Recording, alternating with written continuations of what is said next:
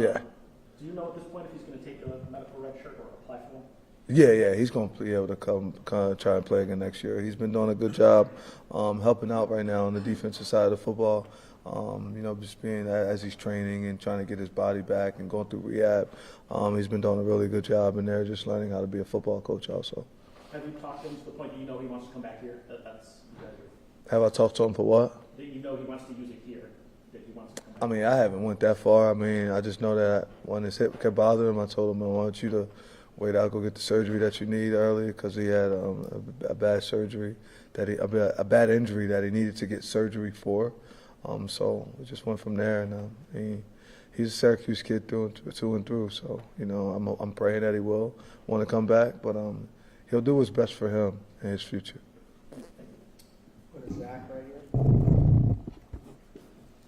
Right, I just wanted to ask something. 2/3 of the way through the season, how have you seen Demetrius develop over kind of the course of the season, and what kind of positive? I think he's getting better and better. I think Demetrius is as good as advertised. He's doing well. He might have got scored on maybe twice this year as a freshman, right? Should be a senior in high school. He's a really good player. I think he needs to see more time on the offensive side of the ball come these last 4 games. I think that they got to get that done and figure those ways out of getting him in. I think he'll start punt returner this week, though, and he's been helping us a lot at corner. I'm excited about him and the matchups he'll get an opportunity to go against this weekend. Is him playing on offense, is that a conversation you've kind of had with him, just talking like, hey, we want you more on offense? Yeah, just want to do it. He wanted to hone in on the corner and make sure that he can get comfortable of being a really good lockdown corner. Him and Chris Pill and Caleb Singleton, who's coming along, Davian Kerr, all those guys are over there playing. But him and Chris has been taking the bulk of the reps, and those guys have been locking in. And he wanted to become just a better cover corner, and he wanted to lock that position down the right way. We'll have Gianna give the mic to Aiden so we get it back on this side and then go to Samantha right after Aiden. Hey, Coach. Just looking at Devin Grant, how have you seen his growth throughout his 2 years here, and what do you see as his role? I think he can make a lot of plays. Devin he had a high ankle sprain, and he still came back and tried to play on it, right? And then he hurt it again, re-aggravated it. Like, he came back a lot faster than some people did. So we'll get a chance to see him play this weekend. I think he'll be a lot better than he was. He should be about 85% plus. I'm excited to watch him play this weekend. I think this will be the first time you'll get to see him going back out as a starter and competing and ready to have fun. Yeah, I know Devin's nickname around here is kind of Showtime. Steps up in the biggest moments. Just what do you think of that nickname? How do you think it encapsulates it? Whatever. I'll tell you about that nickname Friday night, right? Let me see him step up in a big moment Friday, because this Friday will be a big moment for our football team and for the program.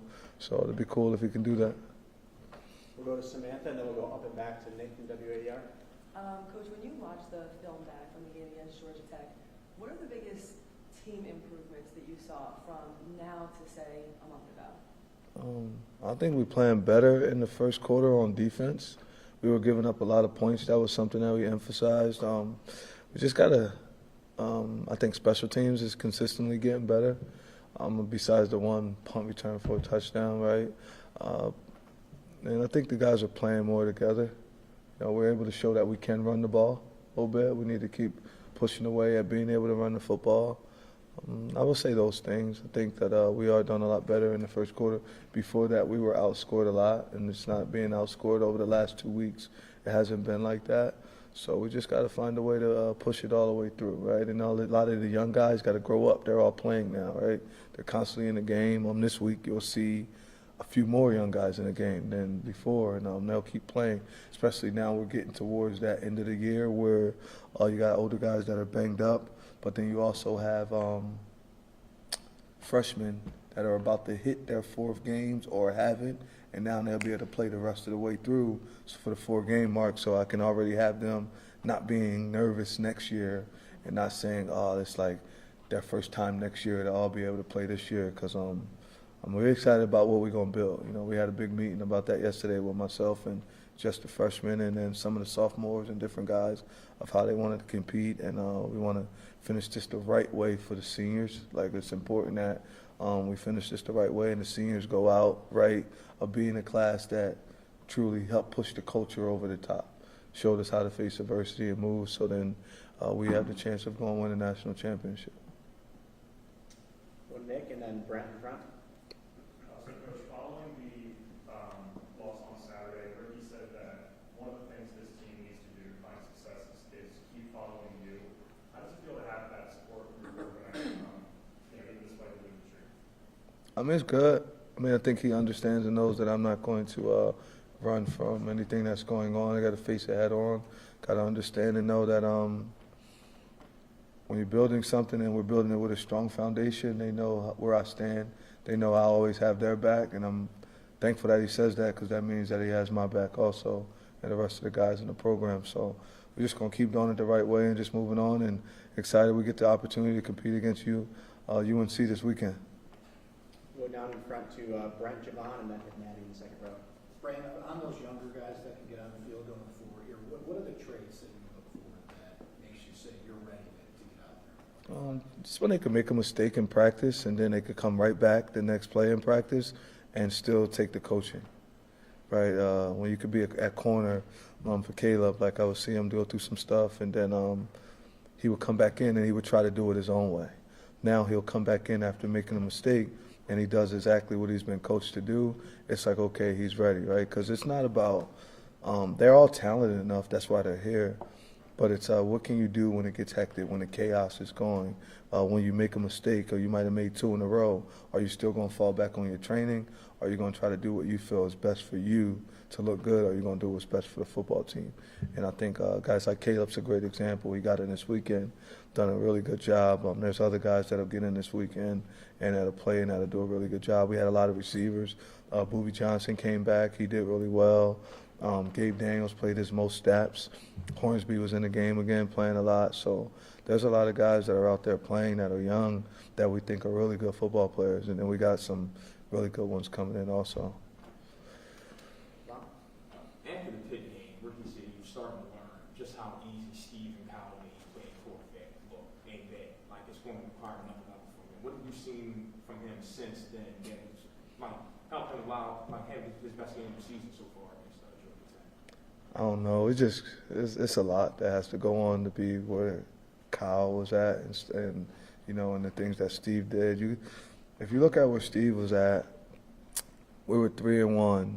We beat probably one of the biggest games in Syracuse history. Was won down at Clemson, and then it kind of went from the highest of the high to like all of a sudden, right?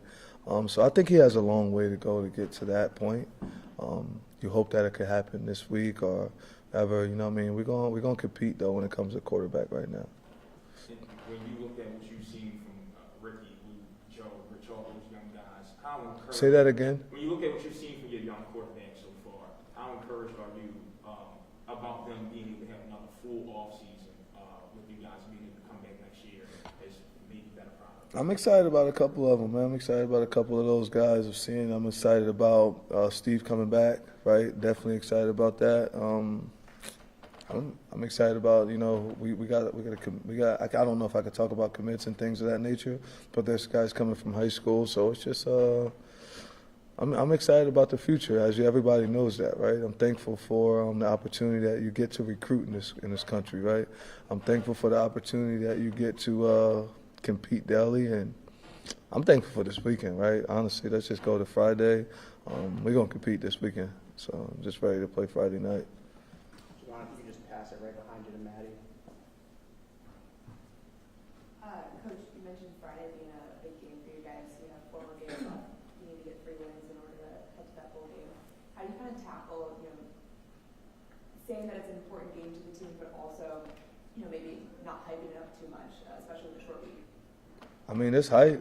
We're playing a football game against someone else, but we just got to win today, right? It's the same thing, the same pattern, same culture. Everything's the same. Just got to win today and see if we keep getting better, right? As you guys been watching the game, you probably see you guys doing a little bit better on defense, doing better at certain things, up and down at certain positions. And we just got to keep growing. Everybody got to do their job. So we're just gonna focus on guys being able to do their job. Couple plays more than they can do their job on the other team and try to come out with a victory. With a short week this week, how are you kind of tackling that, you know, heading into a Friday night game? Just the same way. It's just yesterday was Monday, even though it was Tuesday, and even though it was Sunday for the world, it was Monday for us. So everything's moved up a little bit. Today is Tuesday in our eyes. We'll have Susie getting back down in front to Christian and then Dan.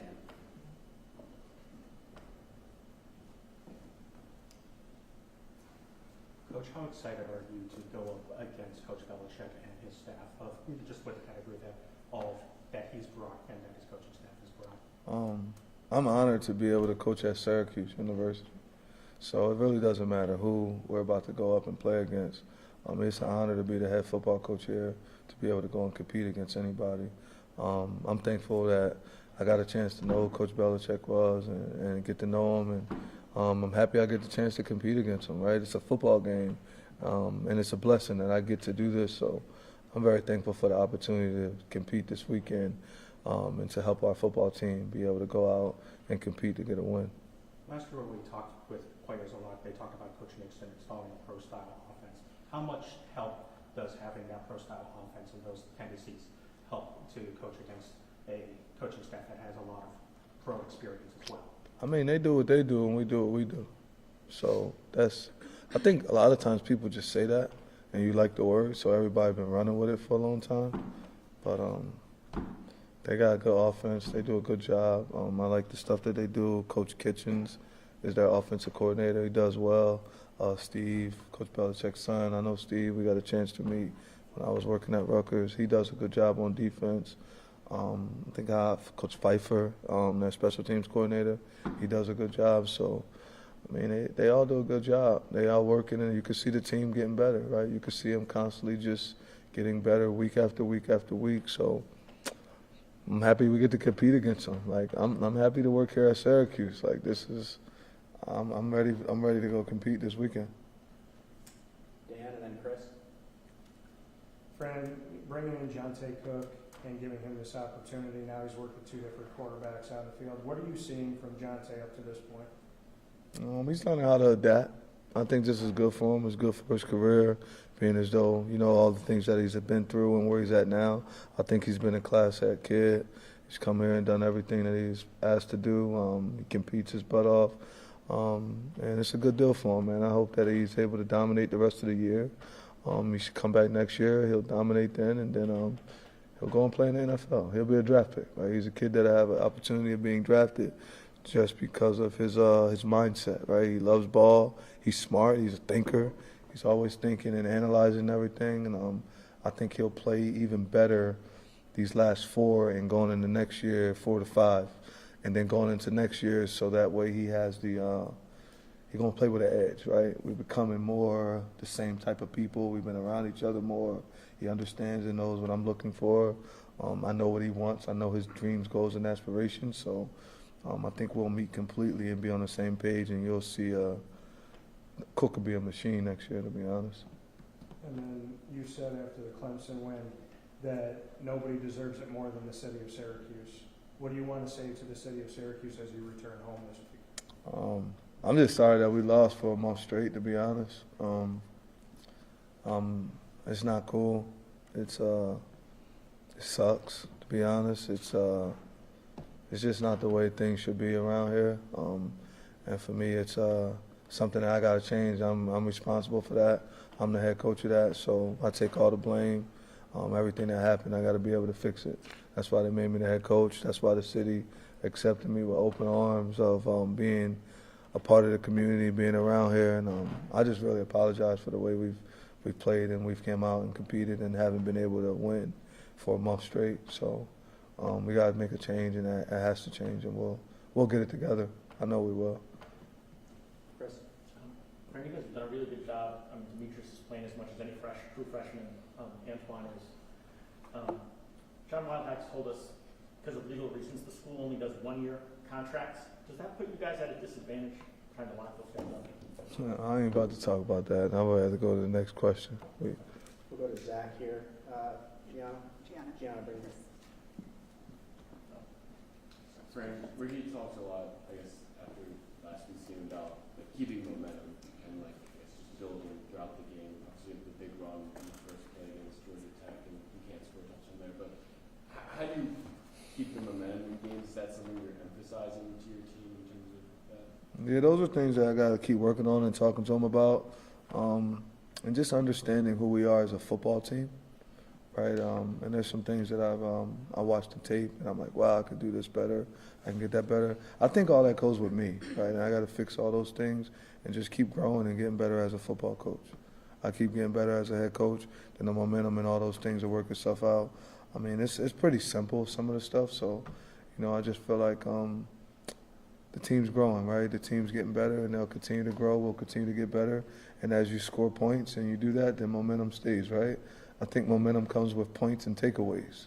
So we need to put up more points and take the ball away from the offense more, and then momentum will stay on your side.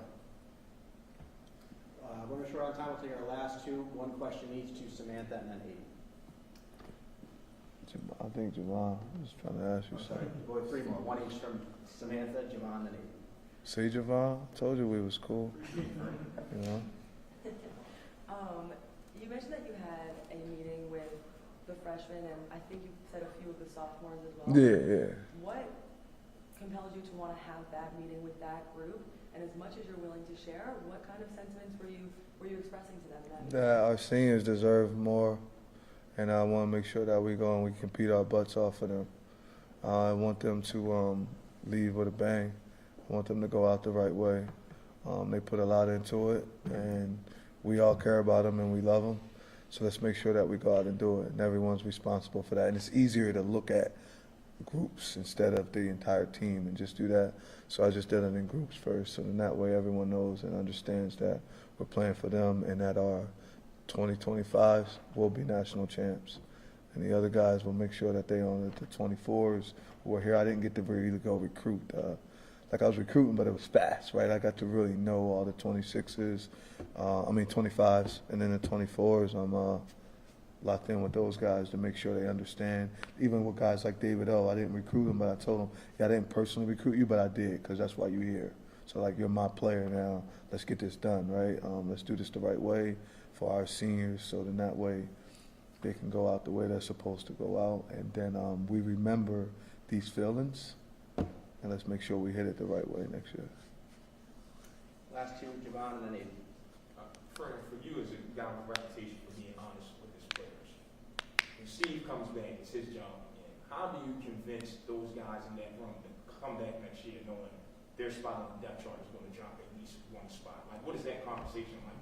You got to compete if you want to go to Syracuse. So, I mean, if you think I haven't told a single recruit that they were starting. I haven't told a player here that they were starting. They had to come and they had Demetrius Samuels came in. He was with the second group at first. And then he just worked his way right in quick and kind of done things.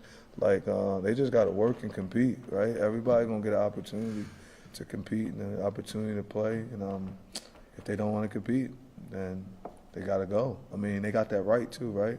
Cool thing about it is it happens early. So they don't want to compete to play. Quarterback here. The portal opens in January. So, and I will wish them the best, right? Some people might not want to do that. And that might not be what's best for them or for their family at the moment. So I would just say they got to go do what's best for them and be where they at. So we'll be fine, though, when it comes to that position and being able to get someone that's tough, that's going to want to compete against him also, you know what I mean? Because, like, Steve's going to have to continue to compete. But, you know what I mean, he's showed us that he can play ball. And we just hope that everything is, like, just hope it all works out right with him, with the surgery, with the injury and the rehab and everything, and rehab's the right way. So once all that's fine, then we'll see where we're at when that time comes. Last question, Hayden. Yeah, just kind of on that Steve front, it's been a little bit over a month now since he went down. Just how much do you get to talk to him, and just how's he doing mentally? I talk to him every day. He doing all right. I call him every time, once in a while, and I'll cuss him out. I'll just be like, you messed my season up, right? And then I have to mess with him and say, nah, just keep pushing, keep talking to the guys, keep making sure they're developing, stay around the team. He's in here. He sits right in the back of you guys in this team meet, and he's locked in, right? Like, he a football guy. Like, he loves football, and we talk to everybody. Like, if you get hurt, like, they don't stop talking to you. You're not around no more, right? We got Rashad Perry, who I'm speaking to all the time and doing stuff with Rashad. And you got Derek McDonald who's involved in everything. They're in every meeting. Just because you're injured, you don't not show up. You don't get to do what you want to do. You just have a different plan now. You just don't get to practice, but you still got to get dressed, come out to practice, got to still do all those things that you can do. And then that's your practice until you get healthy enough and being able to play again. But Steve's a good kid, man. He's still a leader of our football team. He's still talking to guys and, you know, putting his own little 2 cents into certain things. So it helps a lot. All right, thanks, everybody. Cool. Here on the second for the players.